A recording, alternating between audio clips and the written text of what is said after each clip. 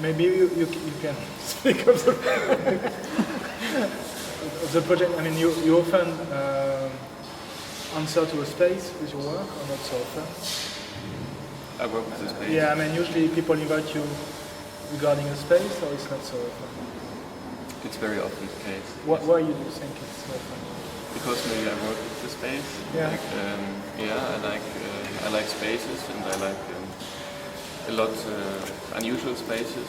So I would say I'm not like a white cube artist, and I take a lot of the space. So like I look what I can find and work with that.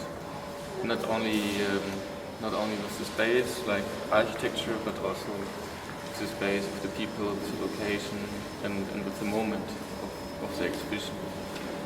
So I come maybe first to look at you, look at the place, look at the possibilities, and then I look what I have maybe in my repertoire, and maybe what I can make or what I can make new. You say repertoire? Repertoire, yes. What you call by repertoire? You get a kind of catalogue of shape you can use? Yeah, I have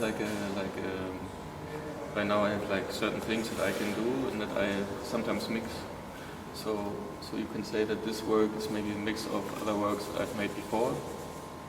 And like I made Turning Gates, like this one before, and but coming here it just really made sense to make it again because just of the architecture of this place. And because it's like an entrance hall, you come in and then you have Turning Gate.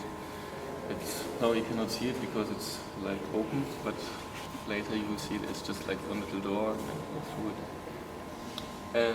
And also because the space is so big and I never made a turning gate like this. So I really wanted to use this opportunity to make that happen. And there is two.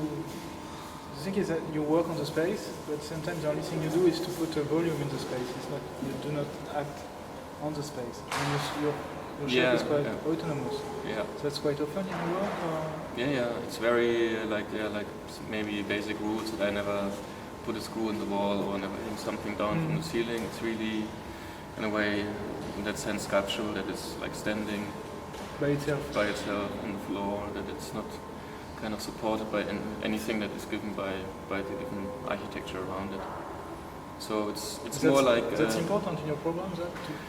Yeah, it's for me it's important, and it makes the work for me like easier to stick to that rule in a way, because then it's the thing that I built is really telling its own story. Also, when you look at the construction, and as you can see, the construction is really important. And speaking of the construction, often you exhibit the tools to make the construction. Yes, yeah. And why? And why you make these tools? It's not really effective for you to make it, or it just kind of you want to make them? It's a little bit both. It's like on one side it's a curiosity if the idea of a tool kind of works out and if it's really useful in the end. And then they also really turn out to be really useful, because I mean here it's quite simple to see, like I don't know how many 100 meters of bamboo it is, but all of that is like wrapped with a string, and if you would just sit down and do it by hand, you would for once end up with a kind of really kind of clumsy thing, or I mean you do it so long that you get really professional with it. But also through having a tool you organize the process. So the tool is kind of has certain things that it can do and other things that it cannot do. So when you use the tool, it's showing in the result a little bit. So the string is kind of, you can make it very accurate, but you cannot do like super crazy like you would do it by hand. And I like that kind of order a little bit. And since there's like an order, the people then who work with the tool can play with that system. So you can see like colors popping up, and that's not so much the work that I make, but like the work that the assistants make that work with the tools. But what is very clear is that at the end you propose a shape, a sculpture, and you exhibit the tool, but it's finished. I mean, the tools are not here to be employed anymore. No, the process of the sculpture. Yeah, it's like it's in this particular show it's a bit different, because like it's a mix of two ways of how I exhibit my work. Like there's one thing where I really focus on the production, of like, so it's really like a workshop that you enter in the show. And there I stop in a certain kind of moment when I have the feeling that this is now a good balance between the amount of material that got produced, the given space, and that it's kind of feels like that's it. You don't need more, it's not too much. Could be a little bit more maybe, but you don't need it. And the other thing is that I really construct things that become more architectural, more independent by itself, and that are not so related to production in a way. And here I put it both together.